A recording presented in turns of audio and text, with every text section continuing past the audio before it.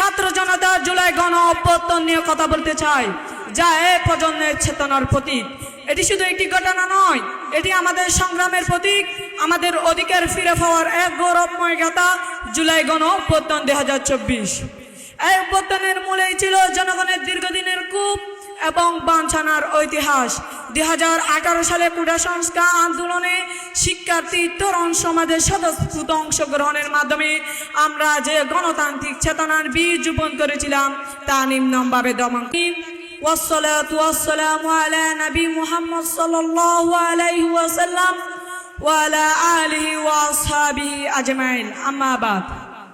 সাতকানিয়া উপজেলাধীন আমিলাস ইউনুস ঐতিহ্যবাহী দ্বীন শিক্ষা নিকেতন জায়েদ বিন সাবিত রাদিয়াল্লাহু তাআলা আনহু দাখিল মাদ্রাসা কর্তৃক আয়োজিত এই শিক্ষা প্রদর্শন অনুষ্ঠানের সম্মানিত সভাপতি, মাননীয় প্রধান অতিথি, বিশেষ অতিথিবৃন্দ, প্রীতিতুল্যক শিক্ষক মণ্ডলী, অভিভাবক মণ্ডলী এবং আমার সামনে উপস্থিত প্রিয় ভাই বোনেরা, সকলের প্রতি আন্তরিক শুভেচ্ছা জানাচ্ছি। আজকে আমি আপনাদের সামনে দাঁড়িয়ে ছাত্র জনতা জুলাই গণ অভ্যুত্থান নিয়ে কথা বলতে চাই, যা এই প্রজন্মের চেতনার প্রতীক। এটি শুধু একটি ঘটনা নয়, এটি আমাদের সংগ্রামের প্রতীক, আমাদের অধিকার ফিরে পাওয়ার এক গৌরবময় গাথা। জুলাই গণ অভ্যুত্থান 2024। এই অভ্যুত্থানের মূলেই ছিল জনগণের দীর্ঘদিনের কূপ এবং বাঞ্ছানার ঐতিহাস। 2018 সালে কোটা সংস্কার আন্দোলনে শিক্ষার্থী তরুণ সমাজের স্বতঃস্ফূর্ত অংশগ্রহণের মাধ্যমে আমরা যে গণতান্ত্রিক চেতনার বীজ রোপণ করেছিলাম তা নিম্নভাবে দমন করা হয়েছিল। রাষ্ট্রের নিপীড়ন প্রতিষ্ঠান নীতিতে বহু তরুণ তাদের স্বপ্ন হারিয়েছিল। 2024 সালের 16 জুলাই থেকে শুরু হওয়া ঘটনা প্রবাহের মূল ছিল যখন স্বৈরাচারী সরকার অবৈধ নির্বাচন পরিচালনা করে এবং জনগণের বাক স্বাধীনতা হরণ করে, তখন সাধারণ মানুষ রাস্তায় নেমে আসে। 16 জুলাই থেকে 5 আগস্ট পর্যন্ত আমরা দেখেছি এক অভূতপূর্ব গণজাগরণ।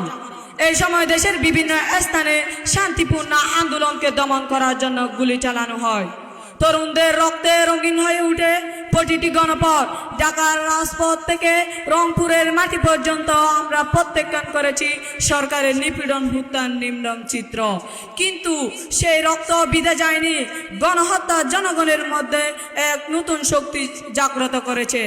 বয়স, পেশা, ধর্ম, বর্ণ সব বিভাজন ভুলে মানুষ একত্রিত হয়েছিল। স্লোগানে স্লোগানে মুখরিত হয়ে উঠেছে প্রতিটি জনপদ। ছাত্র, যুবক, কৃষক, শ্রমিক, শিক্ষক এই আন্দোলনে অংশ হয়ে উঠেছিল। জুলাই অভ্যুত্থান 2024 আমাদের জাতীয় জীবনের গণতন্ত্র, মানবাধিকার ও ন্যায় বিচারে পুনর্জন্ম ঘটিয়েছে। এটি প্রমাণ করেছে যে জনগণের ঐক্য একটি প্রাকৃতিক জাতীয় শক্তি। এই আন্দোলনে শুধু একটি স্বৈরাচারী সরকারের পতন নয়, এটি ছিল একটি নতুন গণতান্ত্রিক কাঠামো গড়ে তোলার সূচনা। তরুণদের প্রজন্ম, সাহস, নেতৃত্ব যে এই অভ্যুত্থানকে একটি যুগান্তরকারী ঘটনা হিসেবে প্রতিষ্ঠা করেছে। রক্ত আর আত্মত্যাগের বিনিময়ে অর্জিত এই বিপ্লব আমাদের মনে করিয়ে দেয় যে অধিকার আদায়ের জন্য নির্বুদ্ধ হতে হয়। এটি ইতিহাসের একটি অনন্য অধ্যায়, যা প্রজন্মের পর প্রজন্মকে ন্যায়ের পথে লড়ার প্রেরণা যোগাবে। জুলাই অভ্যুত্থান 2024 আমাদের শিখিয়েছে যে কোনো স্বৈরতান্ত্রিক শক্তি জনগণের ইচ্ছার বিরুদ্ধে টিকে থাকতে পারে না। এই অভ্যুত্থানের চেতনা আমাদের মনে করিয়ে দেয় যে গণতন্ত্র কোনো দান নয়, এটি জনগণের রক্তের অর্জিত।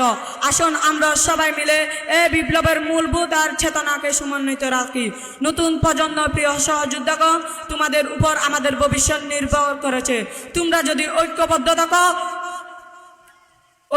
নৈতিকতার পথ অনুসরণ করো, তাহলে কোনো শক্তি তোমাদের বাধা দিতে পারবে না। কবি বলছেন, 36 জুলাই আছে নবচেতনার তুর্য, ছাত্র জনতা রাজপথে চির বিপ্লবের ঐশ্বর্য। আমরা আশা করি ভবিষ্যতে এমন একটি দেশ গড়ে উঠবে যাতে থাকবে না বৈষম্য, যাতে সবার জন্য সমান অধিকার নিশ্চিত করা হবে, যেখানে বাক স্বাধীনতা, ন্যায় বিচার সর্বোচ্চ মূলভূত থাকবে। প্রিয় দেশবাসী, জুলাই বিপ্লব আমাদের রক্ত, ঘাম, আত্মত্যাগের ফসল। আসুন আমরা সবাই মিলে এই বিপ্লবের মূলভূত আর চেতনাকে সমন্বিত রাখি। এতক্ষণ ধৈর্য ধরে আমার কথা শোনার জন্য সবাইকে ধন্যবাদ। আসসালামু আলাইকুম ওয়া রাহমাতুল্লাহি ওয়া বারাকাতুহু।